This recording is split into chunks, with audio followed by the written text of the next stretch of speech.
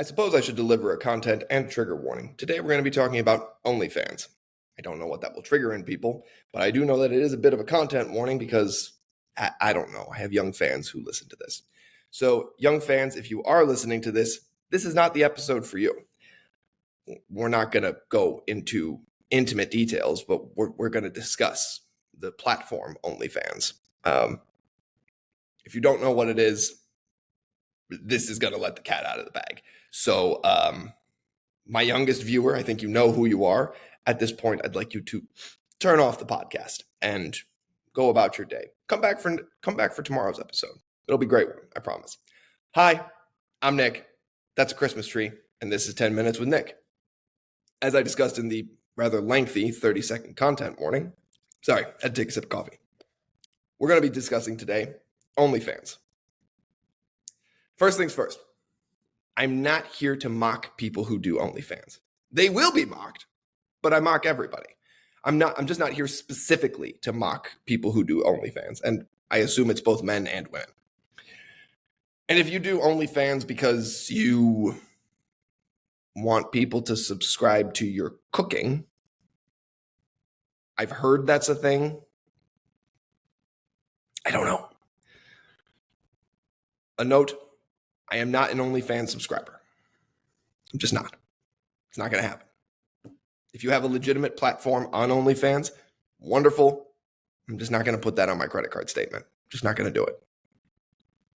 Like if you, I don't know, one of my friends sent me a link once and they were like, hey, I'm, trying to launch a fitness brand on OnlyFans. And I said, are you nuts? In about 2 days, they realized they were nuts. Here's the thing. When we talk about OnlyFans, what we're really saying is porn. That's what we're talking about. And why does that carry such a heavy weight and stigma to it? If we look back, historically speaking, of course, it's existed since man could draw. Now, we're not talking about Renaissance art, right? We've all agreed that that doesn't fall under that category, even though Renaissance artists got a little freaky. Now, there was, during that period, of course, pornography. And pornography goes back eons and eons and eons. It goes well back before the Renaissance. It goes into the Middle Ages. I mean, human beings are nasty and have been nasty for a long time. It's who we are. You look in the Bible, it's because we live in a broken world. Some people, I don't know which scholars, I can't give you any sources right now because obviously it's a 10-minute podcast. I don't do that much research. But some scholars posit that the fruit of the tree of knowledge, part of that was the knowledge of sexual reproduction. Like that was part of what came with the tree of knowledge. And that was sort of the quote unquote original sin. Of course, that ignores the go forth and multiply command from God before the whole Eve ate the apple thing. But anyways, so what's the big deal with OnlyFans then?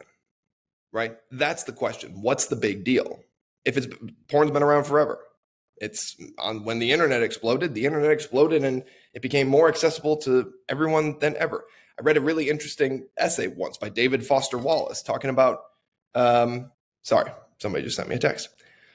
Should have had that on silence. That's very rude of me. I read a really interesting essay once by David Foster Wallace about what he called Hollywood's Big Red Sun, which is the adult film industry. And he was basically at an adult film industry convention. And what he marveled at was the legitimate fans who existed of the adult film industry. The legitimate fans. I mean that to say not like, not the 16-year-old boy with the magazine hidden under his mattress. No. People who tracked particular celebrities like you would in normal Hollywood and who followed their careers closely. Like, wanted to see their latest performance. I say that now and it sounds weird, right? So why is OnlyFans such a big deal? I will tell you that some people will posit that OnlyFans became a big deal because of the amount of money that started to come in from it, right? Some people would tell you that it democratized the industry in the same way that YouTube democratized the film industry. Anybody with a camera could now become a producer. Anybody with a camera and a budget could become Mr. Beast. That's not true. Mr. Beast seemingly has unlimited money. So again, what's the big deal with OnlyFans? I find the big deal with OnlyFans to be, number one, look, academically speaking, if you're discussing porn with a room full of people, you're going to get a diverse array of opinions. Some people are going to be 100% against it. Some people are going to say, well, so long as it's, regulated and safe, it's their choice. What do we care? And you may find a fan of Hollywood's Big Red Sun. But if you polled the entire room, you're not going to find one person who hasn't seen it. Now, granted, not everybody's an OnlyFans subscriber. Not everybody subscribes to Pornhub or everything else. But there's no room in the world, I would imagine, that has not seen porn. So what's the big deal with OnlyFans? The red pill community has an issue with OnlyFans, but they have an issue with OnlyFans because they have an issue with 21-year-old girls who make that much money. And the sense of, in their view, not mine, the sense of power and entitlement that comes with that much money for what they believe is quote unquote unearned. We don't buy into the red pill community around here. So again, what's the big deal with OnlyFans? What stretches it beyond any sort of pale? And the answer is, frankly, I don't know. I know I don't like it. I know it doesn't sit well with me, but not because I hate the people who do it. Listen, it's a hard world out there. You got to make your money somehow. So what's the big deal with OnlyFans? I can just tell you, it just doesn't sit right with me. I think part of the big deal with OnlyFans, and the issue maybe that some of us would have with it, is that it drives the age. It drives everything. Democratizing is great. Right up until the point when you realize that democratizing is really code for unregulation. Unregulation, that's not a thing. For lack of regulation. Lack of regulation is great when you basically, on a platform like YouTube, you have some kind of community rules, right? And you can disagree, and plenty of people disagree with the community rules on YouTube, but some of the community rules include avoiding exploitation. Like, I don't even know what's included under that umbrella. It's a fairly large umbrella. But avoiding exploitation. And yet we know people like Andrew Tate exist in the world who take advantage of the OnlyFans platform and use it to make gobs of money exploiting girls. And exploiting girls, not necessarily in the United States, but exploiting girls in developing countries, exploiting women in everywhere else. Look, if you polled 100 people, you'd probably find a majority, if they didn't approve of porn and OnlyFans, they would say it's fine. What doesn't sit well with you is that in an industry like that, the exploitation is obvious. It comes right to the surface. And look, this isn't a judgment, right? I'm sitting right there with you. In this world, it's just a fact. It exists, right? I'm no better than you. I've seen it the same as you. It exists.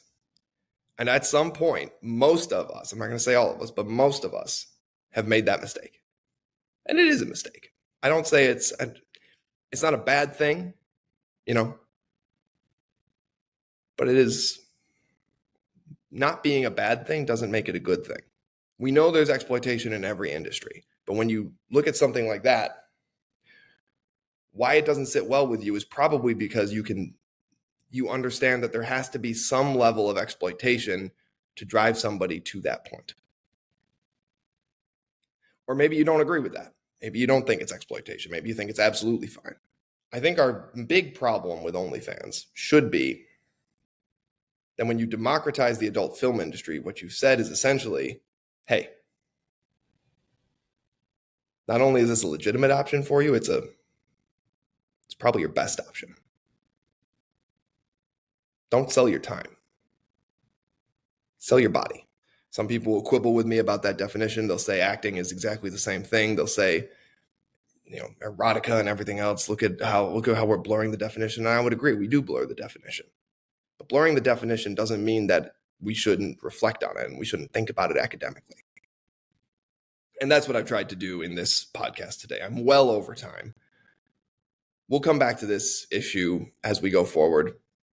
Like I said, guys, I'm not judging here.